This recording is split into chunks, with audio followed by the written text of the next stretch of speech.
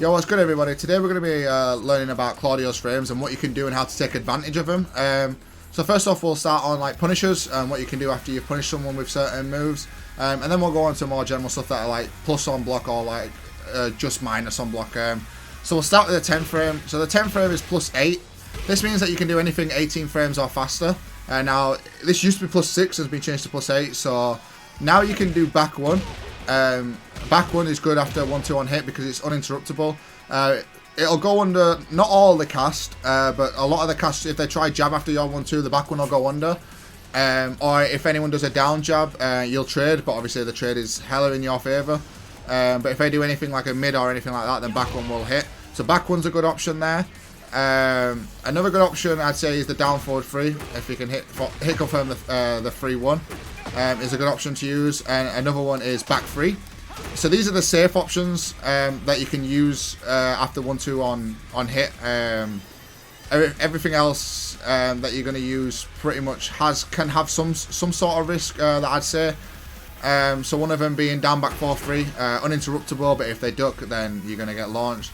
Another is forward 3 because you could catch this on the counter hit, so it's worth going for, but if they duck you will get launched.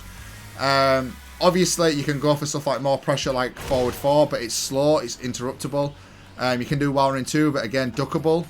But all these things you can do after 1-2. Being plus 8, the opponent should respect you, but again, you're playing Tekken Online, they don't always have to respect you. Next is 2-1. 2-1's the 12 frame punish. Obviously, he has got more, but 2-1's like the main one for plus frames. As well as 4-3, but we'll get to 4-3. But 2-1, the main thing I check with after this is down forward 3, because if people press, it's 14 frames, you're at plus 5. So I check with this and then hit confirm it if they hit. Obviously, you can do back 3 as well. You can do back 1, but this is interruptible. But the reason you should do back 1 sometimes is because if people step left after this, stuff can whiff. So if you want to stop it from stepping, back 1 is your go-to option. 4-3 is plus 15, but there's a lot more pushback, so you have to like dash to like get your neutral. I mean, you can do back 1, but back 4 is a good check. You know, with the range that it covers. You know, you back 4, you back 4-1, you back 4-2, anything like that. But 4-3 does have a bit of pushback, but it is plus 15, so it is your go. But anything with range, I'd say, like even forward 4.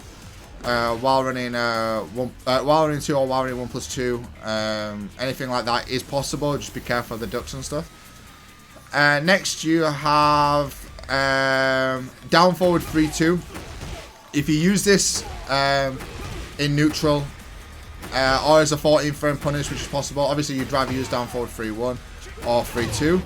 But if you do this as a 14 frame punish just because you're unsure if it's if anything else is going to work and you want to keep it sort of safe, you are plus 4, so you can do another one, but you trade with a jab. But back 3 is probably the best check after down forward 3-2.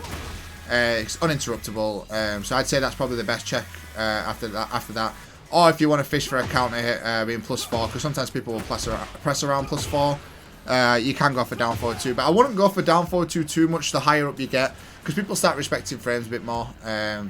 So sometimes down forward 2, you're just asking for yourself to be 13 frame punished, but it's always an option if you're plus 4 or more. It's down forward 2. So let's talk about moves on block. You have forward 4. Forward 4 is plus 4. The one thing about this is, with it being plus 4, if they are on player 2, they have a lot harder time dealing with this, because it leaves them in crouch, it's harder for them to step left, so you want to check with stuff like back 3 and down forward 3, because they're going to struggle to move around it, because it's plus 4. You can jab after it, or if you really do think that they're on player 1 side and they're going to step, obviously you want to use back 1, but you've got to be careful, because you are plus 4, they can interrupt if you're going to do stuff like that. You've obviously got to just see what sort of opponent you're playing against, if they're going to be sidestepping, if they're going to be pressing, for your options. But you're plus 4, so do anything 14 frames or faster. Just the one thing like to remember is, just because you're plus doesn't mean you always have to press. You can be plus and just move, or you can be plus and just backdash, and it can make them whiff. So just remember, you don't always have to press. Next is while running 2, you're plus 6 at this. So again, anything 16 frames or faster is what you can use. I'd say it is possible to do a while we're in 2 into while we're in 2, but sometimes you can get jabbed out of this depending on how quick you do it. But with this, I'd stick to something like down, back 4, 3, back 3, or down, forward 3. If you think they're going to start sidewalking your left, obviously back 1 is your main go-to. But as you can see, there's sort of a pattern here on what you sort of like check with your plus frames when you're around, I'd say plus 4 or more, is back 3, down, forward 3, and back 1. These are your main go-to stuff that you check with anything plus 4 or more. When you are plus 1, like off back 4, 1, obviously jabs is unbeatable unless they do a down jab or they duck. But that's obviously the best thing to check with after this. If they do something like a 13 frame mid check, like if the Claudio did back 3 and you did down forward 2, you trade and you'd get the counter hit launch. So you keep that in mind. If you've got an opponent that checks you with a mid all the time when you're plus 1, then down forward 2 is a great move to use after that. But again, being around the only just minus and only just plus, I'd say movement's more important. So like if they start jabbing or do a mid check and you can step it, then you'll get a free hop kick or something because they've whiffed. I think that's a good way to go about stuff. Same with like down 2-2, -1 on hit. You can sidestep after it and make the opponent whiff. If you want to steal your go back, I recommend doing down back 2-1. If they jab or do like a 13 frame mid check, this will beat it. And on hit, this is on counter hit, sorry, because it only works on counter hit, is +3. You can also steal your go back with down back 1, which would be +6. So if you do this into that, you can steal your go back. A little tip: if you use down back 1 and you don't want to use any of your while standing moves, if you press down back 1 and hold forward, you recover in standing, so you can go straight into. So if you do down back 1 and hold forward, I'll put my inputs on so you can see it. If you do down back 1 and hold forward like I'm doing there, pressing the forward after it, and see how I didn't do any crouch cancel on the left. You recover in standing. Whereas if I don't hold forward, I try to do down forward. I stay in crouch, hold forward, you recover in standing. So that's one thing you should keep in mind if you steal. You go with down back 1. I recommend holding forward.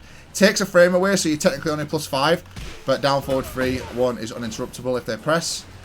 But yeah, I'd say -3 to +1. Sometimes it's better to just move. Obviously, can jab and stuff, and can still you go with down back 2, 1 and down back 1. Anything +4 or more, you want to check with back 3. If you think they're going to press, down forward 2, down forward 3, or back 1 if you think they're going to sidestep. Something I missed off actually. If you do 1-2 and you think they're going to press, down back 1 +2 will counter hit launch and we'll go into jabs as well. Like you won't get floated out or all that. This is actually some people's jab just goes under. It's only -12. If you've got starburst, it's safe, but it's something you can use to high crush people that are going to jab check you. But yeah, that's pretty much what I'd use with Claudio. They're the main go-to stuff. Obviously, every opponent's going to react different to what you do on hit, on what you do on block. You just got to figure that out yourself. And yeah, I hope this helps a little bit. It helps you neutral game a bit. Thanks for watching.